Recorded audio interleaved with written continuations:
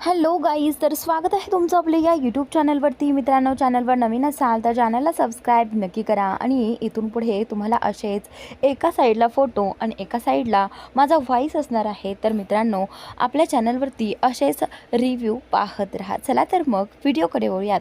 तर मालती जी आहे ती राणीला ओरडून आवाज देत असते आणि त्यावेळी मालती राणीला म्हणते की तू माझ्या इंद्राला कामाला लावला आहेस आणि तू माझ्या इंद्राला असं का सांगतेस. हे बघ, तू वाटेल ते सांगायचं नाही हां. तर आता इथे मालती जी आहे ती बोलते की माझा इंद्र शिकलेला आहे आणि तो हे कामं अजिबात करणार नाही. तर त्यानंतर आता इथे इंद्रा बोलतो की आई, अगं तू गप्प बस ना, आबांसाठी मी काहीही करू शकतो, त्यामुळे प्लीज तू शांत बस. तर आता इथे तरी देखील मालती शांत बसत नसते आणि राणीवरती चिडत असते. आणि आता इथे मालती म्हणते की फक्त या पैशासाठी माझा इंद्रा गॅरेजमध्ये काम करतो, मला हे अजिबात पटत नाही. मालती लगेच जाते कपाटाकडे आणि ते पैसे काढते. फक्त 20,000साठी माझा मुलगा त्या गॅरेजमध्ये काम करतोय, हे मालतीला अजिबात पटत नसतं. मालती बोलते की हे काम करण्यासाठी माझा मुलगा एवढं शिकला का. तर ती आबांकडे पाहून बोलत असते. तर आबा लगेचच उठतात.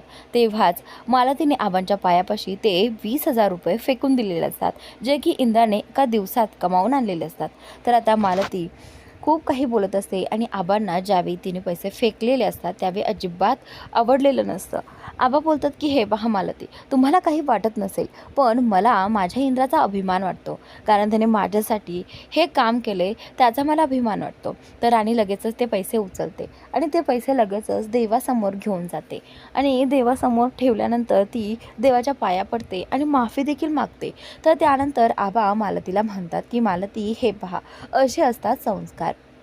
कारण मालतीने सगळ्यांसमोर त्या पैशाचा अपमान केलेला असतो आणि राणीला अजिबात आवडलेलं नसतं.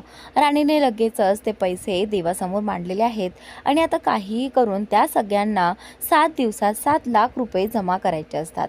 तर आता इथे राणी जी आहे ती पैसे देवासमोर ठेवून मालतीकडे येते आणि मालतीकडे येऊन मालतीला म्हणते की मालती मॅडम, हे पहा, तुम्ही अशी चिडचिड अजिबात करू नका.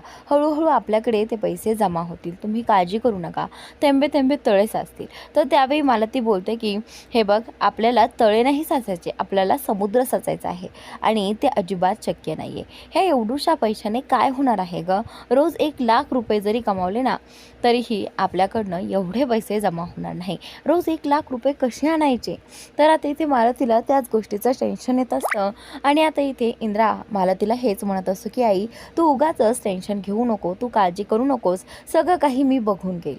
तर आता इथे मालती म्हणत असते की माझ्या मुलाला कामाला लावून तू बसली आहे घरात. तर आता इथे राणीच्या डोक्यात येतं. राणी बोलते की नाही, आता मीही शांत बसणार नाही, मीही काहीतरी काम करणार. आणि आबाही बोलतात की हो, आता मीही शांत बसणार नाही, जसे माझी मुलं करतात तसंही मी करणार. तर राणी म्हणत असते की नाही आबा, तुम्ही हे सगळं नाही करणार. तर आता इंद्राही आबांना थांबवत असतो, पण आबा मात्र ऐकायला तयार नसतात. तर आता आबांच्या तब्येतीसाठी सगळेजण काम करायला तयार झालेले असतात. पण राणी आणि इंद्राला या गोष्टीचं वाईट वाटत असतं की आबांना एवढा मोठा आजार झाला आहे आणि त्यांच्याकडनं काम कसं करून घ्यायचं. तर त्याचनंतर आता इकडे वस्तीमध्ये बुवा आणि वस्तीमधील काही माणसं आबांचा विचार करत असतात आणि म्हणत असतात की आबांनी आपल्यासाठी खूप काही केलं आहे आणि आता वेळ आली आहे आपण त्यांच्यासाठी करण्याची. तेवढ्यात वस्तीमधील जे काही कामगार आहेत ते रमेश ते म्हणतात की आता रक्कम खूप मोठी आहे, पण आपल्याला काहीही करून आबांना वाचवायचं आहे, लवकरात लवकर पैसे जमा केले तरच आबांचं ऑपरेशन होईल.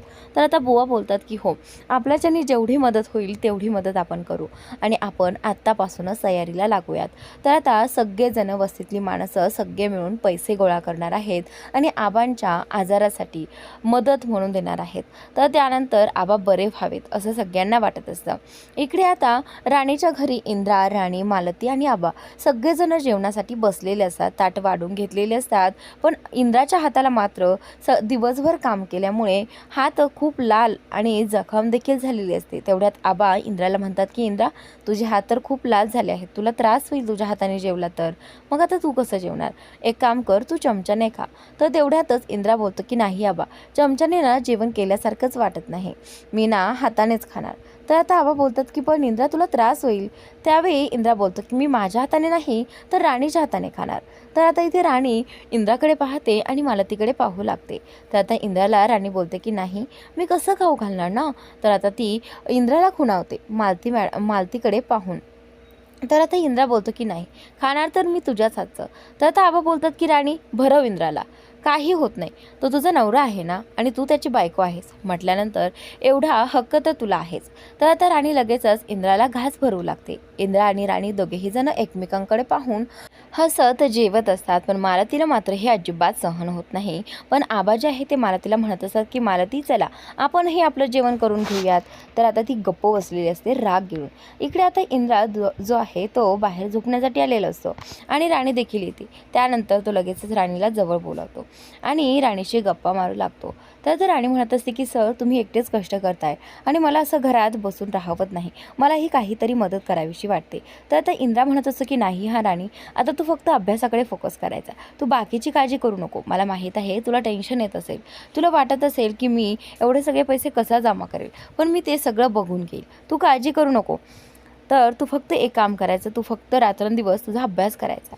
पण आता इथे राणीला खूप वाईट वाटत असतं की तिला इंद्राची काहीच मदत करता येत नाही. तर दोघांचं बोलून झाल्यानंतर इंद्रा जो आहे तो राणीच्या मांडीवरतीच तसाच तिथे झोपून जातो. तर त्यावेळी आता इथे राणी जी आहे ती विचार करते की नाही, मीही काहीतरी हातभार लावलाच पाहिजे आणि मला काम काहीतरी शोधलंच पाहिजे.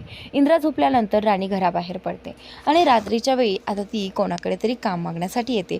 समोरच 2 माणसं दिसतात आणि तिथे ते काम करतात, काहीतरी काम करत आहे असं तिला जाणवतं आणि ती त्यांच्याकडे येऊन म्हणते की दादा मला तुमच्याकडे काहीतरी काम मिळेल का, मला कामाची खूप गरज आहे. तर तो माणूस जो आहे तो सारखा म्हणत असतो की नाही आमच्याकडे काही काम नाही, तू जाऊ शकतेस. पण राणी म्हणत असते की नाही प्लीज दादा काहीतरी पहा ना, मला कामाची गरज आहे आणि मी आबांसाठी कोणतंही काम करू शकते. पण तिथल्या माणसाने राणीला हकलावून दिलं आणि तेवढ्यातच त्या एका माणसाने दुसऱ्या माणसाने राणीला आवाज दिला आणि सांगितलं की तुला खरंच कामाची गरज आहे का. तर राणी बोलते की हो प्लीज मला काहीतरी काम द्या. तर त्यावेळी तो माणूस लगेचच बोलतो की तुला टेम्पो चालवता येतं. राणी बोलते की हो. तो बोलतो की जा एक राऊंड मारून दाखव. असं म्हणत राणी आता तिथे त्या माणसाला पिकअप चालून दाखवते आणि दाखवल्यानंतर राणी पुन्हा चावी त्यांच्याकडे देते. तर तो माणूस बोलतो की हो तुला चालवता तर येत आहे, मग आता तुला एक काम करायचं आहे, तुला रात्रीची एक ट्रिप करायची आहे आणि त्या ट्रिपसाठी तुला 5,000 रुपये मिळतील एका रात्रीचे.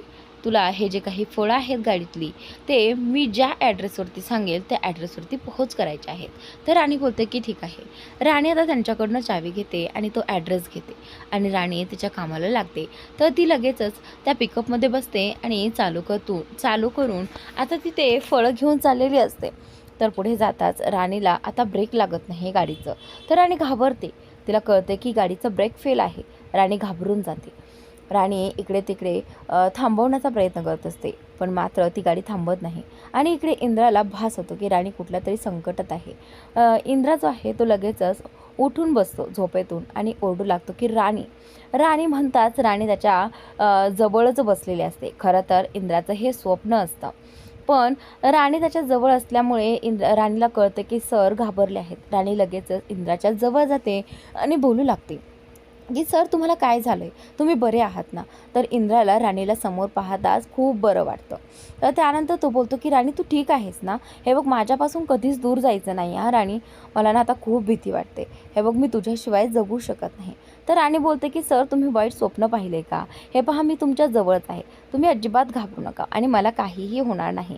इंद्र तसाच राणीचा हात पकडून बसतो आणि राणीला सांगतो की माझ्यापासून अजिबात दूर जायचं नाही, कुठेही जायचं नाही, मला सोडून जायचं नाही. तर राणी बोलते की नाही सर मी कधीच तुम्हाला सोडून जाणार नाही. राणी आणि इंद्रामध्ये तशाच गप्पा होतात आणि इंद्राला ते खूप भारी वाटतं. इंद्रा बोलतो की राणी तू अशीच बोलत राहा माझ्याशी, मला खूप छान वाटतं तुझं बोलणं ऐकून. तर मित्रांनो आजचा भाग इथे संपतोय, पुढील भाग नक्की पहा आणि आपल्या या यूट्यूब चॅनलला सबस्क्राईब नक्की करा. Thanks for watching.